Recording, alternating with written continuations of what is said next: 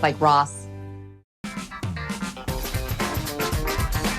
Welcome back. Well, this is a hot time of year to shop for a new home. And in our series, The Real Deal in Real Estate, we explore the many steps it takes to get the keys to your new palace. Megan Mooney spent the day with our real estate pros as they share some of that red flag thing that you as a home buyer should avoid.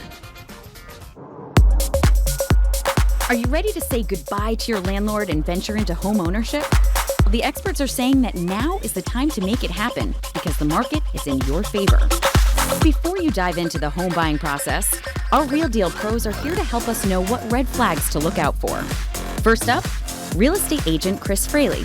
She says make sure you get a thorough home inspection and pay close attention to the results. Why is it so important to get that done? Well, because a lot of times you buy a house and there's a lot of problems that you can't find by just walking through the house. You need somebody to climb up in the rafters. You need somebody to open doors in the basement and crawl in and see what's down there. And a lot of things can be hidden.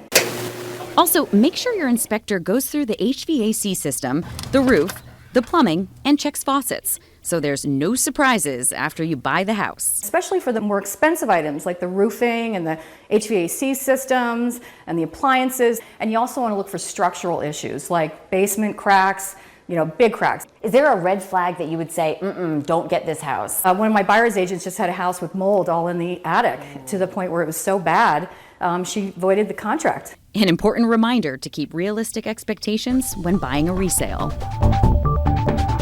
Next, it's on to the financing. And don't think that because you're pre-qualified, then the house is yours. Jay Dixon of the Mortgage Link says it's only the beginning. I feel like when it comes to financing, what are the red flags that people need to look out for, especially after they're pre-qualified? Number one is just your credit score in general. If you have a certain credit score when you qualify for the pre-approval, you want to try and maintain that credit score all the way through the entire process. During the financing process, it's important to stay mindful of anything that could pop up. For instance, a parking ticket could lower your score by 50 to 100 points. Inquiries, recent inquiries, all the way up until the day of settlement. So we did have someone purchase an automobile right before settlement.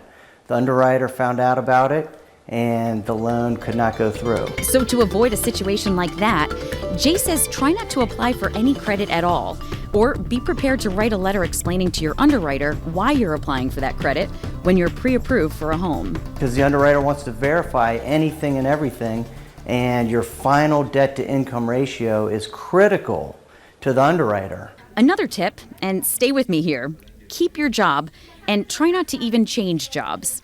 This may sound like a no-brainer, but you would be surprised how many people actually quit their job during the loan process or transfer jobs. And definitely don't go from a salary job to a commission-only job during the loan process. Also, when it comes to checks and balances, make sure to maintain the amount for the required down payment and avoid any large deposits outside your normal income. These can actually trigger a red flag for the underwriters who have to follow strict laws, and you'll have some explaining to do. Now it's on to the settlement. To avoid red flags at this stage, Josh Green of Eastern Title and Settlement says the closing disclosure has to be correct when you receive it 3 days in advance of the settlement. And the problem that we run into is that the banks are sending it to the clients 3 days prior to settlement, but not to the title company to make sure the fees are correct. And that could end up extending the settlement process for an undetermined period of time. When you go and you get a loan, you have a certain period that you have to close a loan by, and then your interest rate's predicted on the time of settlement. And if you extend past that time, you're going to have to pay a closing fee. The CD is designed to help you as the buyer, so pay close attention to make sure that all fees are correct. A great title agent can check those fees and make sure that everyone involved in the process can avoid those red flags. So we're the middleman. We're the one to make sure that everybody's interest is protected, the agent, the lender, and the title insurance company. I hope you were paying attention. All brilliant information. Good And information. simple. Yeah. Our real estate pros are ready to help you enter the world of home ownership. Here's where you go to connect with them. Right here on the screen, okay? Go to The Real Deal DMV.